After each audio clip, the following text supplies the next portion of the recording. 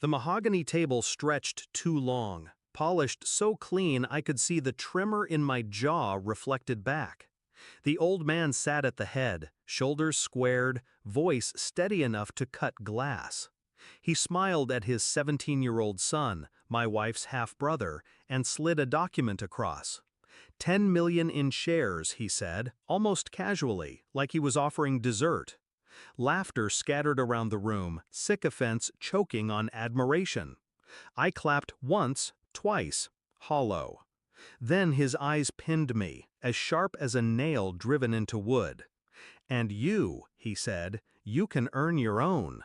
The room chuckled. A performance, choreographed humiliation. My wife kept her head lowered, though I noticed the corner of her lip twitch, half smile, half shame. I didn't blink, didn't move, but my lawyer did. He stood, slid a sealed folder from his briefcase, and spoke with the calm precision of a surgeon preparing for the first cut. "I believe," he said, "there's a matter we must address before the meeting continues." The old man froze, and for the first time in years, I watched fear ripple through him. The silence in that room wasn't silence at all. It was thick, alive, breathing. He shifted, gripped his glass too tightly. What nonsense is this? I kept my eyes on him, cold, steady. But inside, a storm clawed at the walls of my chest. I had wondered, suspected, gathered fragments that never fit together. Late phone calls, my wife's sudden business trips, the old man's lingering glances at her, too protective, too intimate. It hadn't made sense, not until my lawyer whispered the truth to me weeks earlier. The company shares, the endless favoritism, the disdain. Not business, not bloodline rivalry. Blood. Real blood. She wasn't just his daughter. She was something more twisted, something that explained the shadows I had been walking through all along. The betrayal wasn't only hers, it was theirs.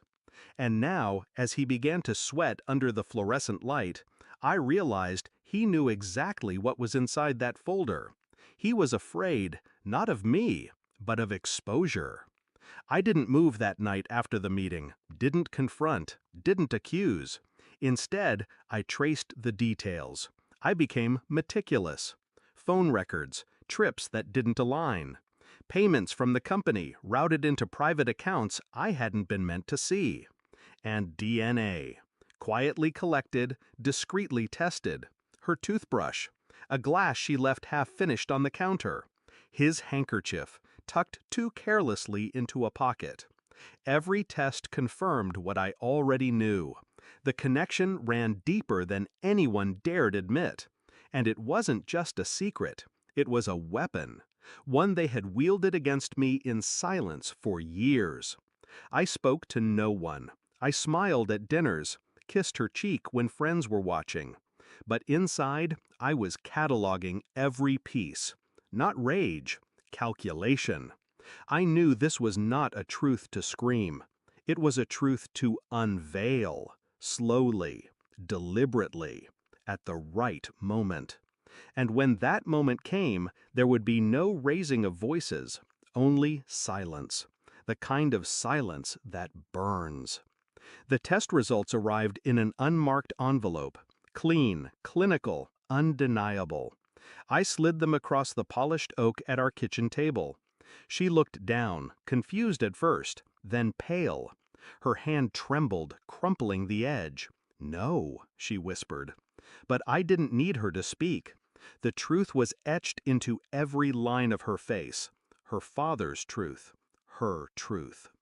I stayed silent, even as her lips parted, even as excuses tried to form. The old man had walked into the room then, arrogant as ever, until he saw the paper between us, saw her face, and then the arrogance drained, replaced by raw panic. I didn't shout, I didn't ask questions, I only leaned back, folded my hands, and watched them break. The next shareholders' meeting was different. My lawyer spoke first. With measured words, he revealed what I had uncovered. Not all of it, only enough. enough to unravel his reputation, enough to let suspicion stain his empire. Whispers turned into gasps. Investors stared. The old man rose, red-faced, sputtering denials. But the paper spoke louder than his voice. And she, my wife, stood frozen, eyes wide, as if the ground itself had betrayed her. I didn't gloat, didn't smile.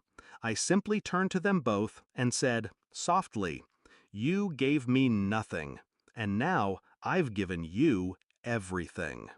The room watched them collapse beneath the weight of truth, and I walked out. There were no tears that night, no begging, no apologies, only silence.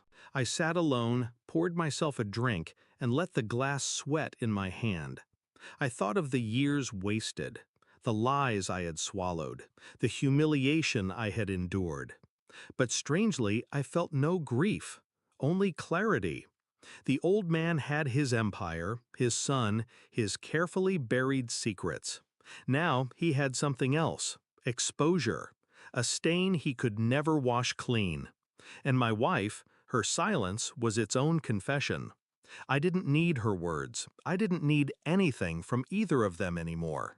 For the first time, I wasn't beneath their table. I was above it. And as the night settled into stillness, I realized something simple. Power isn't given, it's taken.